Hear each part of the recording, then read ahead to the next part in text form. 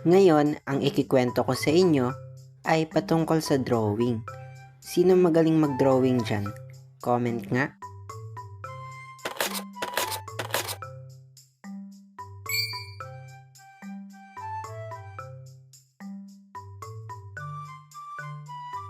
Okay class, ngayon ang gagawin nyo ay magdodrawing patungkol sa kalinisan.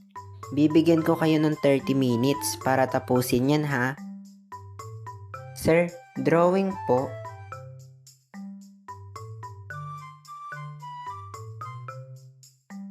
Ang cute mo ngayon, Yuno. Pa-drawing. Uy, ako muna, Yuno. Di ako marunong mag-drawing eh. Wow, na para bang tapos na rin ako mag-drawing. Sige, mamaya pagtapos ko. At dahil mabilis ako mag-drawing, ay nagawan ko din sila. At sakto sa pagdating ng teacher. Wow, ang ganda naman itong tatlong drawing na to. Parang isa lang gumawa ha.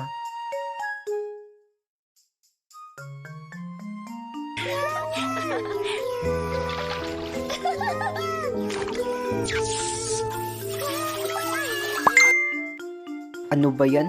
Kakagising ko pa nga lang, ganito na agad chat niya. Ano akala niya sa akin, robot? Bahala talaga siya dyan. Ito na yung pinadrawing mo. At isa sa mga napansin ko ay lumalapit lang sila sa akin pag nagpapadrawing. Kaya kahit sabihin pa nating friend sila, ay di ko talaga sila itinuring best friend. Kinabukasan. Yuno, maiwan ka muna. La, may ginawa ba ako? May hindi ba ako napasa? O baka may nagawa ako kay sir? O baka, napansin ko sa drawing mo, halos ikaw lang naiiba sa mga classmate mo ha. Ikaw isasama ko sa drawing contest. Pero sir, good luck na. Lo, demanding naman to. At kinabukasan ay nag-start na rin yung drawing contest. Nalate pa nga ako nun kasi may inuto sa akin.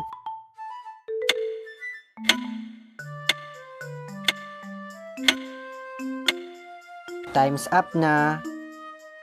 Uy, balita mo naman ako kung sino panalo. Bukas pa daw malalaman. Sus, panalo ka na agad niyan. La, di mo sure. Sus, pakipot ka pa. OA naman ito. Kinabukasan, tinawag na yung number namin kung sino yung mga kasali. And di ko in-expect na nanalo ako kasi kita ko naman yung gawa ng isa na maganda rin naman yung color. Or baka sa team lang siguro kaya lumamang ako. Ang lesson dito ay wala. Pero wag natin ikakahiya ang mga bagay na di natin kayang subukan. Wag mong ikahiya ang pagkatalo. Subukan lang natin at wag mawalan ng pag-asa. At sa mga nagpapadrawing dyan, ay matuto tayong gawin gamit ang sariling kamay natin. Wag ipaasa sa iba dahil may kanya-kanya tayong talento at kahinaan.